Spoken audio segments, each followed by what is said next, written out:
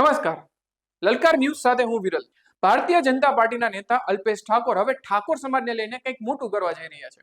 ગાંધીનગરમાં એક મહાસંમેલનનું આયોજન કરવામાં આવ્યું છે. 26મી જાન્યુઆરીએ રાત્રે 3 વાગે આ મહાસંમેલન યોજાશે. આ વિશે શું વધુ વિગત છે એ અંગે વાત કરીએ એ પહેલા લલકાર ન્યૂઝને લાઇક, શેર અને સબસ્ક્રાઇબ અવશ્ય કરજો. ગુજરાતના ઇતિહાસમાં સૌ પ્રથમ વખત અડધી રાત્રે એટલે કે રાત્રે 3 વાગે એક મહાસંમેલનનું આયોજન થવા જઈ રહ્યું છે. આ મહાસંમેલન ઠાકોર સમાજનું છે. અલ્પેશ ઠાકોરે તેનું આયોજન કર્યું છે.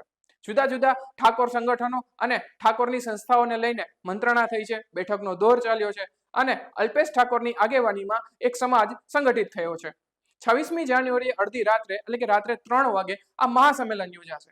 ગામે ગામથી ઠાકોર સેનાના આગેવાનો, ઠાકોર સેના, ઠાકોરના યુવાનો તેમજ સમાજના અગ્રણીઓ ગાંધીનગર આવશે અને આ યોજનામાં ભાગ લેશે. આ મહાસંમેલનને લઈને સૌપ્રથમ વખત એક વિડીયો પોસ્ટ કરવામાં આવ્યો હતો. અલ્પેશ ઠાકોરના સોશિયલ મીડિયામાં અભ્યુદય નામનો આ વિડીયો પોસ્ટ કરવામાં આવ્યો હતો, જેમાં સમાજ માટે એક ગીત તૈયાર કરવામાં આવ્યું હતું. આ ગીતમાં આદિત્ય ગઢવીએ કંઠ આપ્યો છે. સમગ્ર મહાસંમેલનને લઈને અલ્પેશ ઠાકોરનું એવું કહેવું છે કે હવે સમાજને જગાડવાનો સમય આવી ચૂક્યો છે. ઠાકોર સમાજ ગાંધીનગરમાં એકત્ર થશે અને મહાસંમેલન યોજશે. પણ મહાસંમેલનમાં કયા મુદ્દાઓની ચર્ચા કરવામાં આવશે એના પર સૌની નજર છે. આ પહેલા અલ્પેશ ઠાકોર એસસી, એસટી અને ઓબીસી એકતા મંચની રચના કરી ચૂક્યા છે. આ માટે તેમણે એક ખાસ લડત પણ ચડાવી હતી.